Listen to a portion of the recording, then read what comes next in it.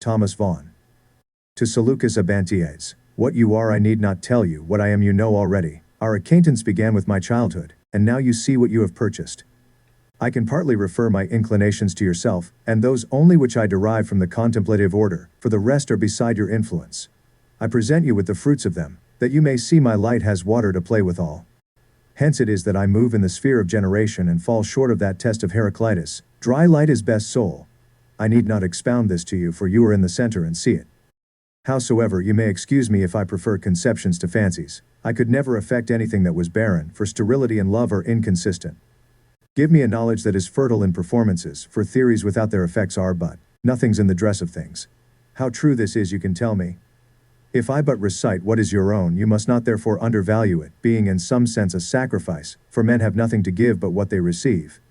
Suffer me then at the present to stand your censer and exhale that incense which your own hands have put in. I dare not say this is revelation, not can I boast with the prodigious artist you read of that I have lived 3 years in the realm of light. It is enough that I have light, as the king of Persia had his bride of the sun, and truly I think it happiness to have seen that candle lodged which our fathers judged to be wandering light, a light-seeking habitation. But I grow absurd, I speak as if I would instruct you. Now methinks you ask me who reads this. It is I, sir, that rid the tactics here to Hannibal and teach him to break rocks with vinegar. I am indeed somewhat pedantic in this, but the liberty you are still pleased to allow me has carried me beyond my cue. It is trespass, you know, that's very ordinary with me and some junior colleagues. Not can I omit those verses which you have been sometimes pleased to apply to this forwardness of mine. Such was the steed in Grecian poets famed, proud Silurus by Spartan Pollux tamed, such courses bore to fight the god of Thrace, and such Achilles was thy warlike race. It is my opinion, sir, that truth cannot be urged with too much spirit, so that I have not sinned here.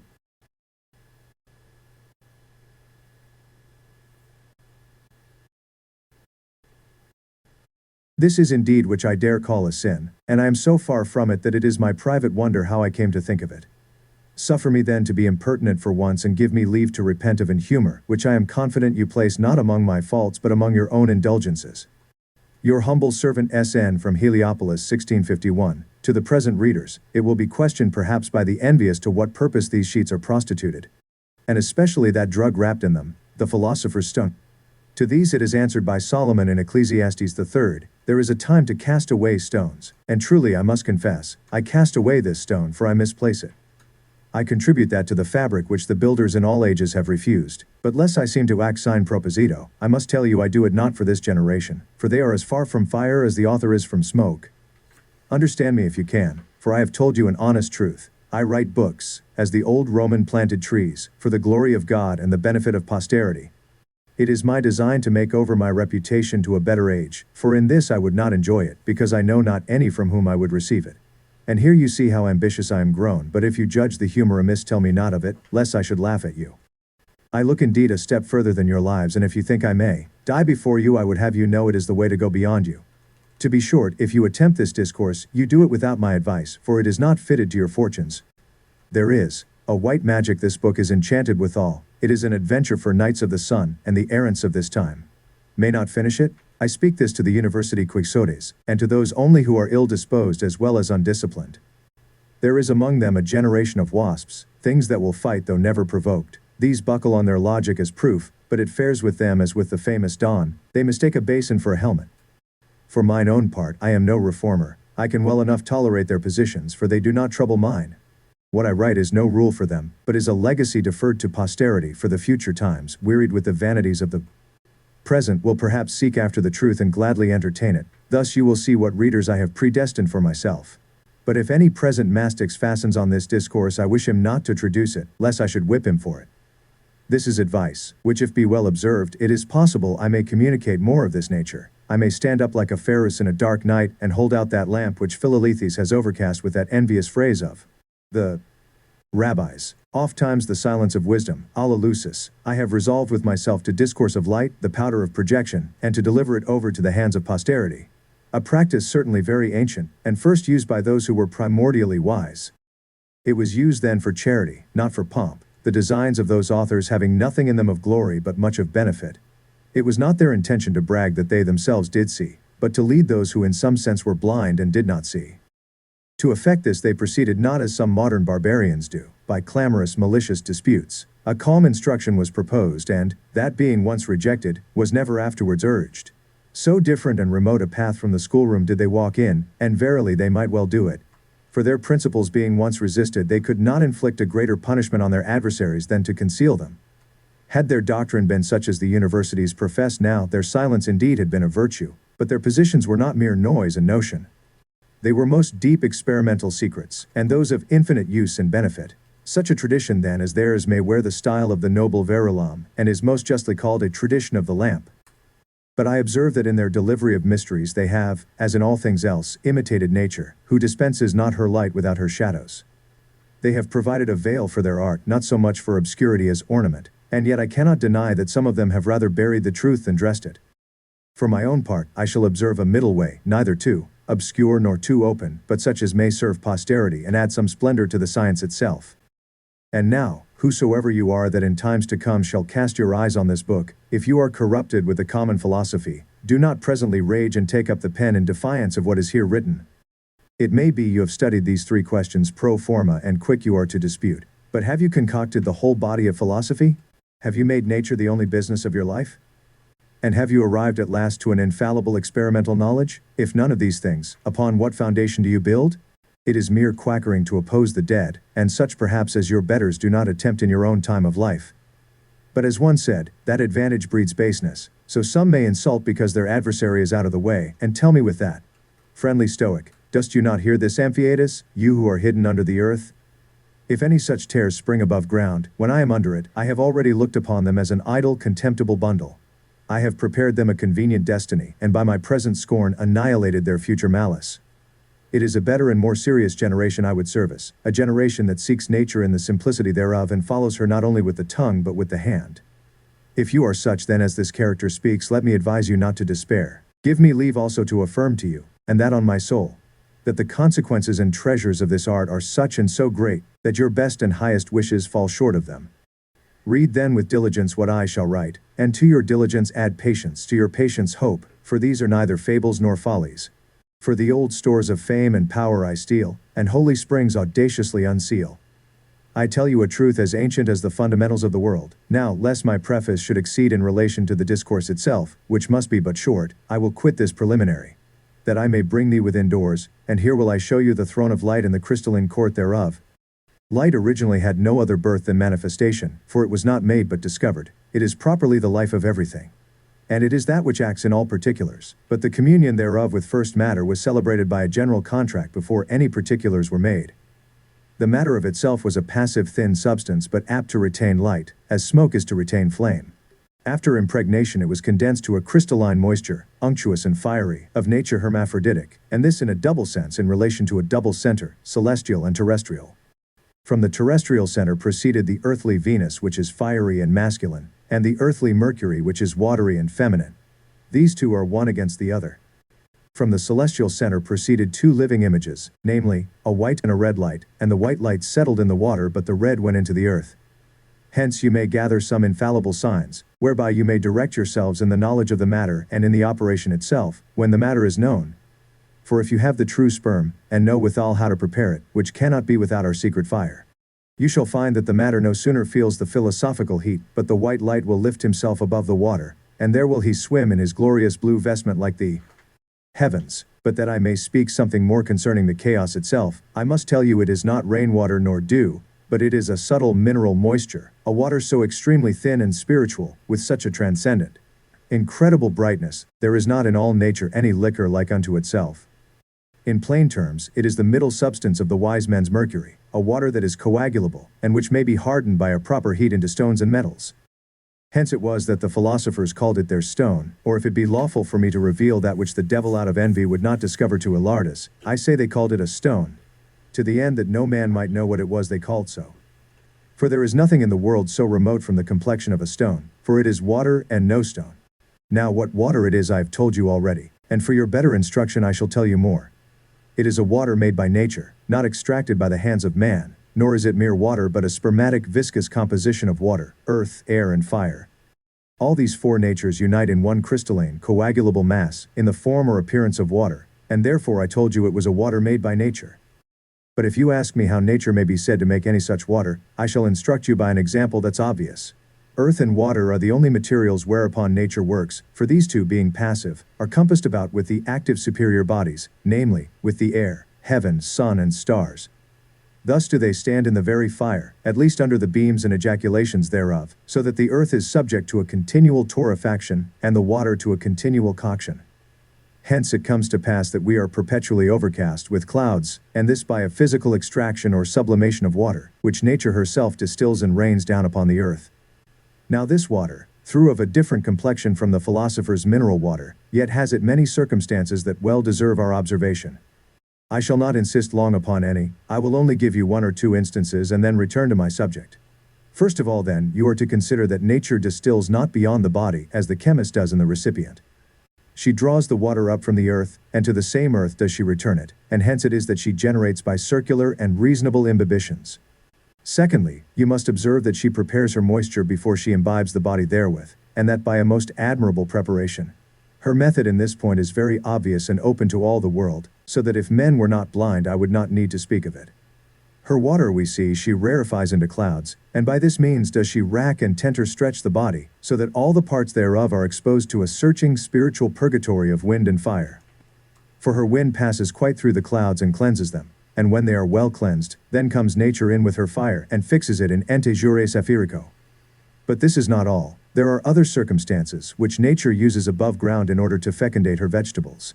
And now I would speak of her subterranean preparations, in order to mother her minerals, but that it is not lawful for me, as it was for the poet, to discover things hidden in deep earth and fire.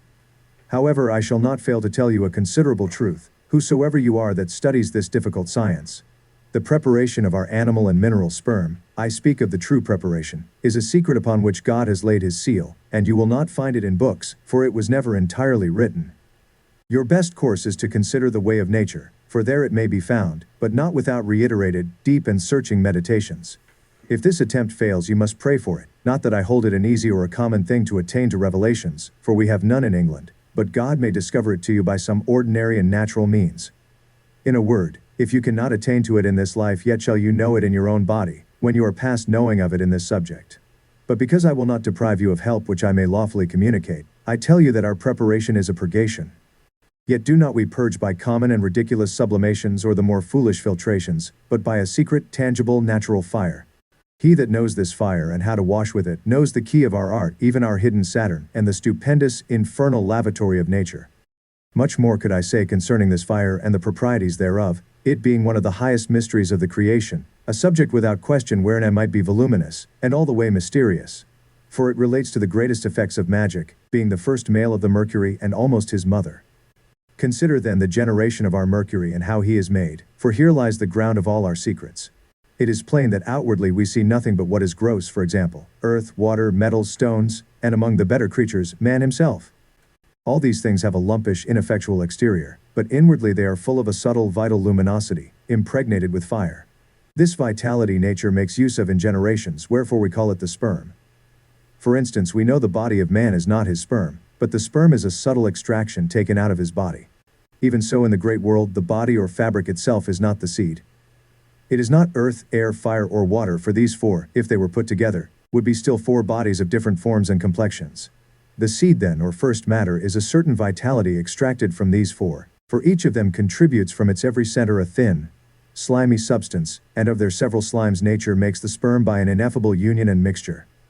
This mixture and composition of slimy principles is that mass which we call the first matter. It is the Minera of man, whereof God made him. In a double image did he make him in the day that he became a living soul. Hence a famous artist, speaking of the creation of Adam and alluding to the first matter, delivers himself in these terms. From the lumosity of the elements did God create Adam, namely, from the lumosity of earth, water, air, and fire, and he gave unto him life from the Son of the Holy Spirit, and from light, clarity, and the light of the world. Have a care then that you mistake not any specified body for the sperm. Beware of quicksilver, antimony, and all the metals, have nothing to do with aught that is extracted from metals. Beware of salts, vitriols, and every minor mineral. Beware of animals and vegetables, and of everything that is particular, or takes place in the classes of any known species. The first matter is a miraculous substance, one of which you may affirm contraries without inconvenience. It is very weak and yet most strong. It is excessively soft and yet there is nothing so hard. It is one and all, spirit and body, fixed and volatile, male and female, visible and invisible, burns and burns not. It is water and wets not. It is earth that runs and air that stands still. In a word, it is Mercury, the laughter of fools and the wonder of the wise, nor has God made anything that is like him. He is born in the world, but was extant before the world. Hence that excellent riddle which he has somewhere proposed of himself, I dwell, saith he, in the mountains and in the plains, a father before I was a son. I generated my mother, and my mother, carrying me in her womb, generated me, having no use for a nurse. This is that substance which at present is the child of the sun and moon, but originally both his parents came out of his belly. He is placed between two fires, and therefore is ever restless. He grows out of the earth as all vegetables do, and in the darkest night that is receives a light from the stars and retains it. He is attractive at the first because of his horrible emptiness, and what he draws down is a prisoner forever. He has in him a thick fire, by which he captivates the thin, and he is both artist and matter to himself. In his first appearance he is neither earth nor water, neither solid nor fluid, but a substance without all form but what is universal. He is visible but of no certain color, for chameleon-like puts on all colors. Nothing in the world has the same figure as him. When he is purged from his accidents, he is a water colored with fire, deep to the sight, and as it were swollen, and he has something in him that resembles a commotion. In a vaporous heat he opens his belly and discovers an azure heaven. He hides a little sun, a most powerful red fire, sparkling like a carbuncle, which is the red gold of the wise men.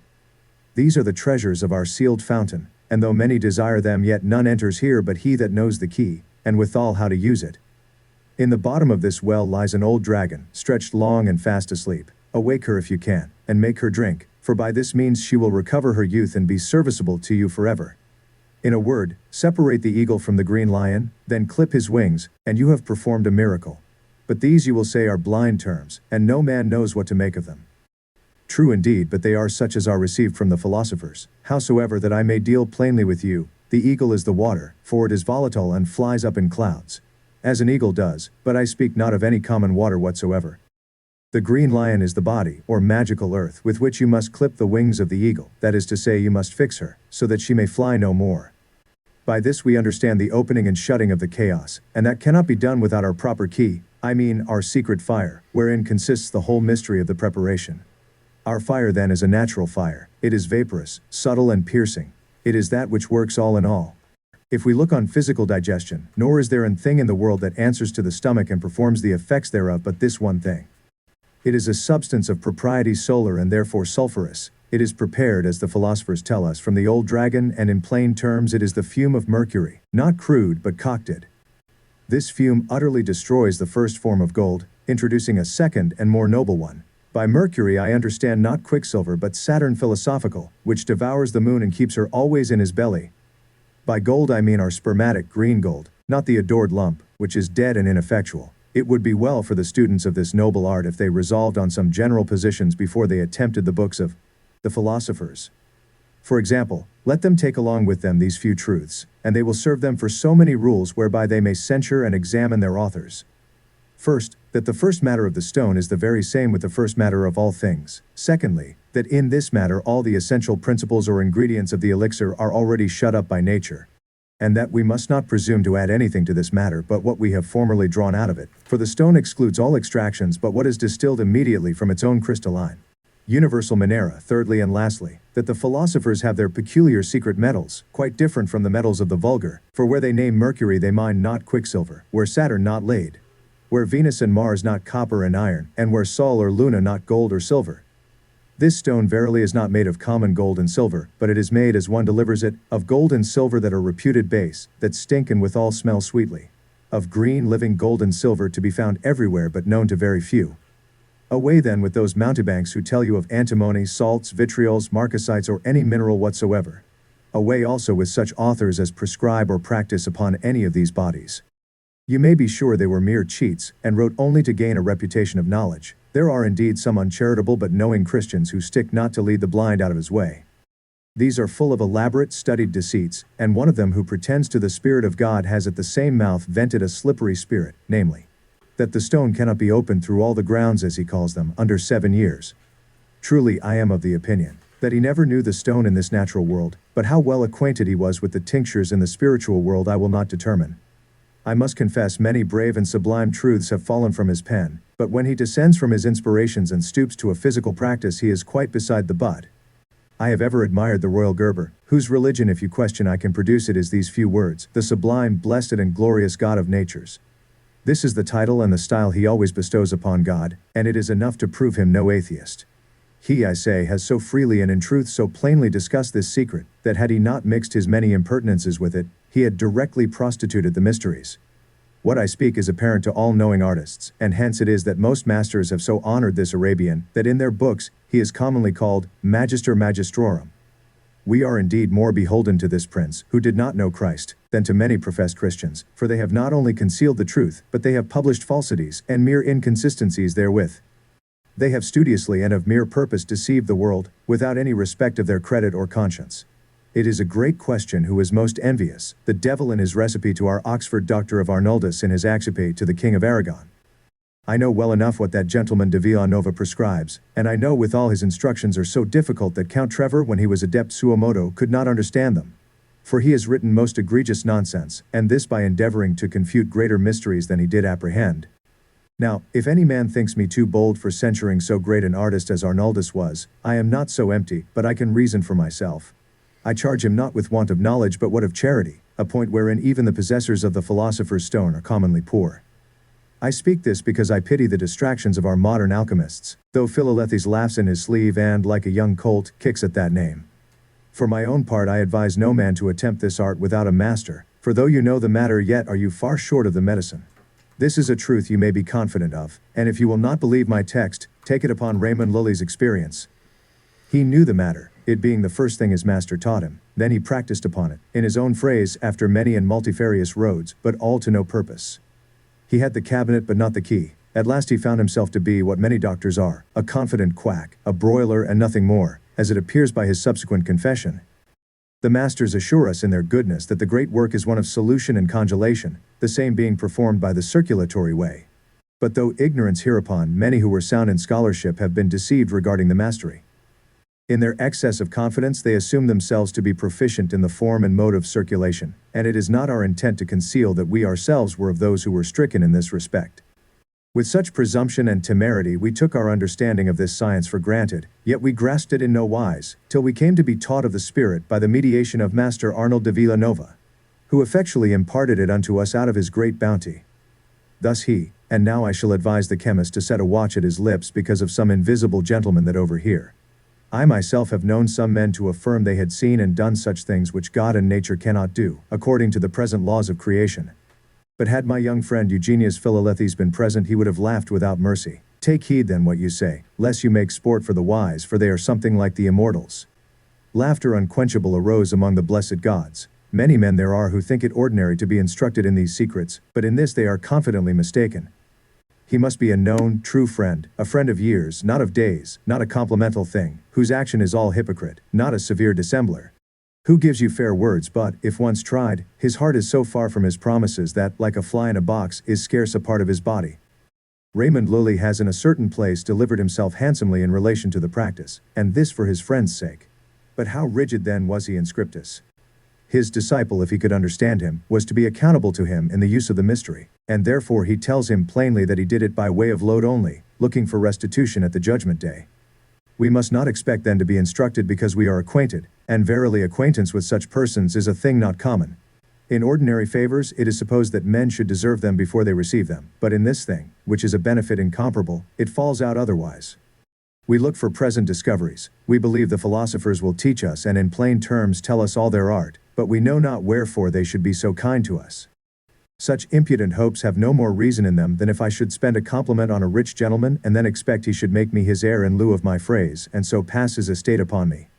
This is very absurd, but nothing more common, though I know there is another sort of well-wishers, but they are most miserable, for they cast about to fool those men whom they know to be wiser than themselves.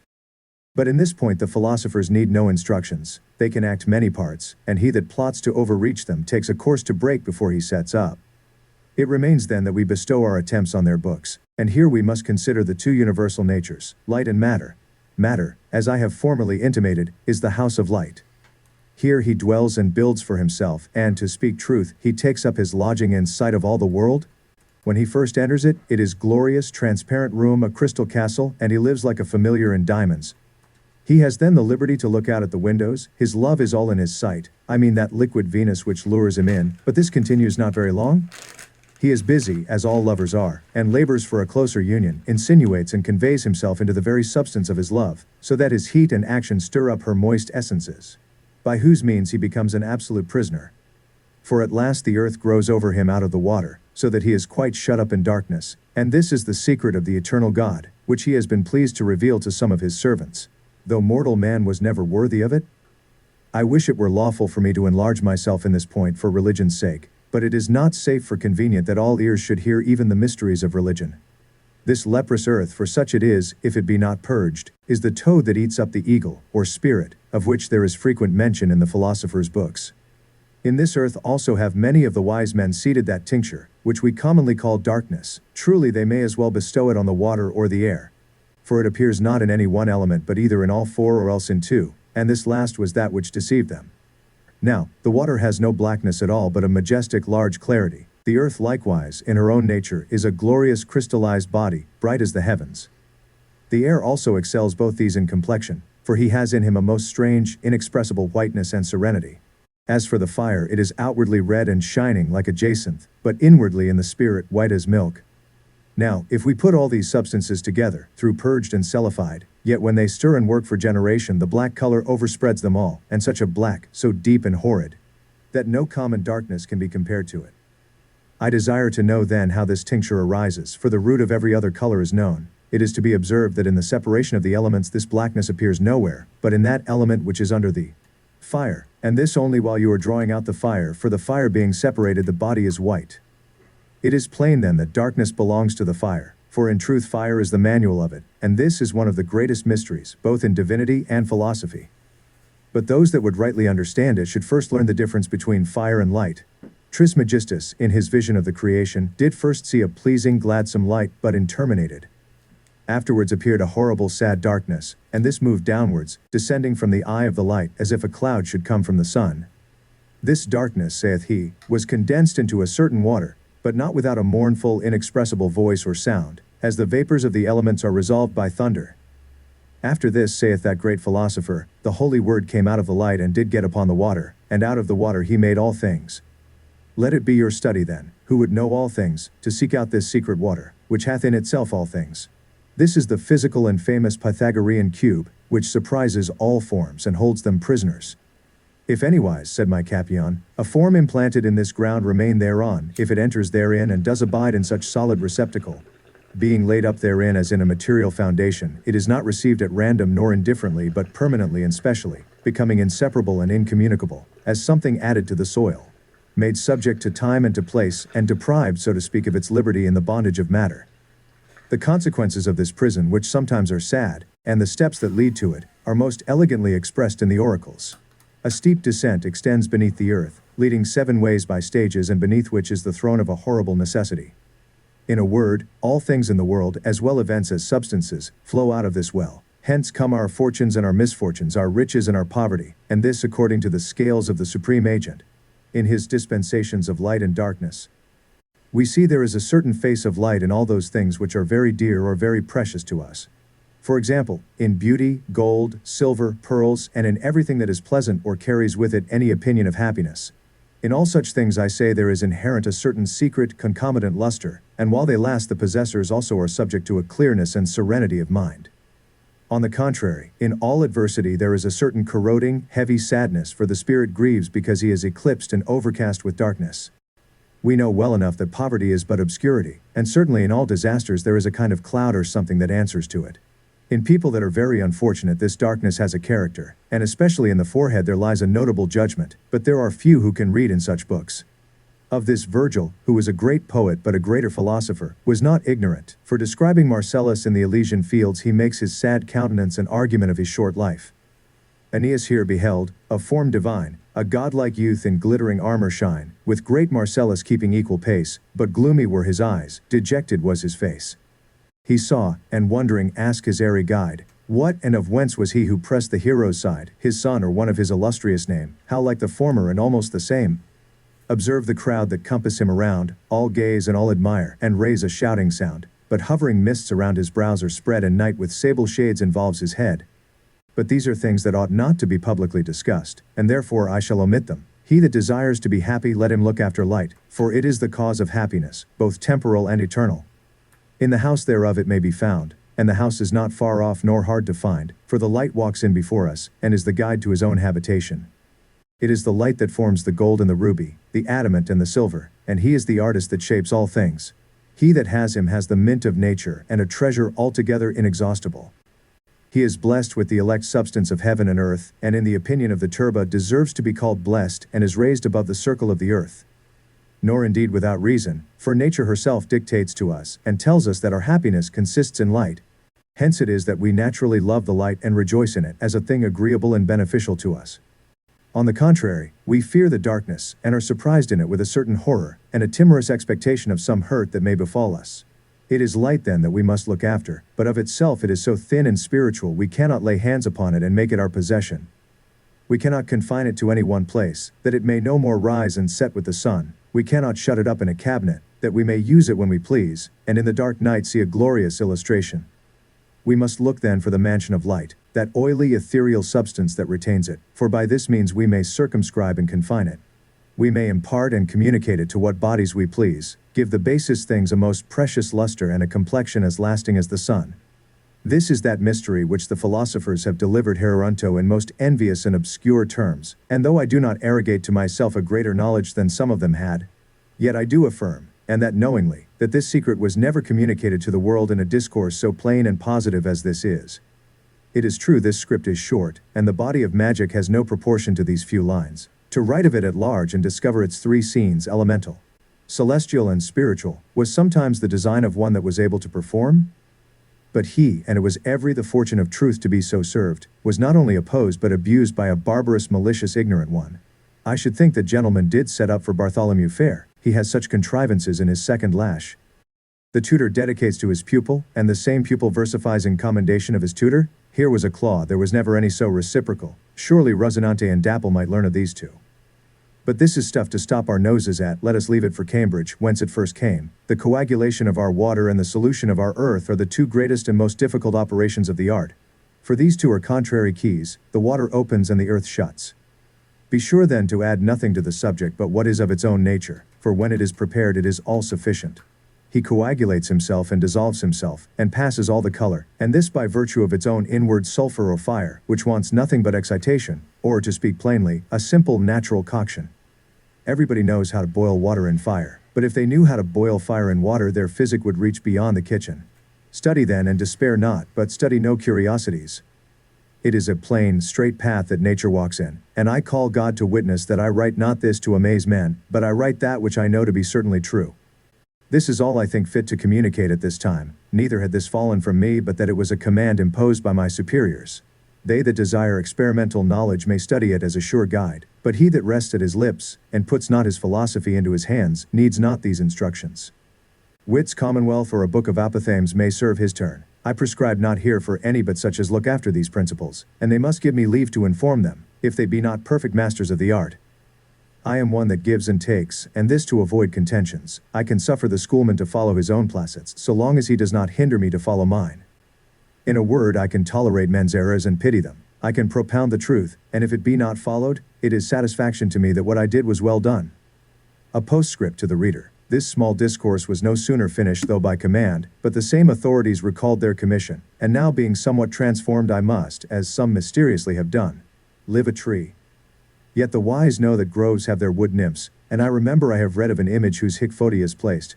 The substance in the shadow. To be plain, I am silenced, and though it be in my power to speak, yet I have laws as to this subject which I must not transgress. I have chosen therefore to oppose my present freedom to my future necessity, and to speak something at this time which I must never publicly speak hereafter.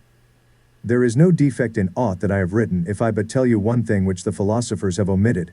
It is that which some authors have called the vessel of nature and the green vessel of Saturn, and Miriam calls it the vessel of Hermes. A monstrous substance it is, and to speak the very truth, it is the matrix of nature, wherein you must place the universal sperm as soon as it appears beyond its body. The heat of this matrix is sulfurous, and it is that which coagulates the sperm, but common fire, though it be most exactly regulated, will never do it, and in this opinion see that you be not deceived. This matrix is the life of the sperm, for it preserves and thickens it, but beyond the matrix it takes cold and dies, and nothing effectual can be generated thereof. In a word, without this matrix you will never coagulate the matter nor bring it to a mineral complexion. And herein also there is a certain measure to be observed, without which you will miscarry in the practice. Of this natural vessel speaks Miriam in the following words. The key of the science is in all bodies, but owing to the shortness of life and the length of the work the Stoics concealed this one only thing. They discovered tinging elements, leaving instructions thereon, and these also the philosophers continue to teach, save only concerning the vessel of Hermes, because the same is divine. A thing hidden from the Gentiles by the wisdom of God, and those who are ignorant of it know not the regimen of truth for want of the hermetic vessel. In the proportion and regimen of this thing which they call their vessel and sometimes their fire consists all the secret. And verily the performances thereof are so admirable and so speedy they are almost incredible. Had I known this at first it had not been with me as it has been, but every event has its time. And so had I. This one thing, to lay aside other reasons, does not only persuade but convince me that this art was originally revealed to man. For this I am sure of, that man of himself could not possibly think of it, for it is invisible, it is removed from the eye. And this out of a certain reverence, and if by chance it comes into sight it withdraws again naturally. For it is the secret of nature, even that which the philosophers call the first copulation. This is enough to a wise artist, at least it is all I intend to publish. And now, reader, farewell.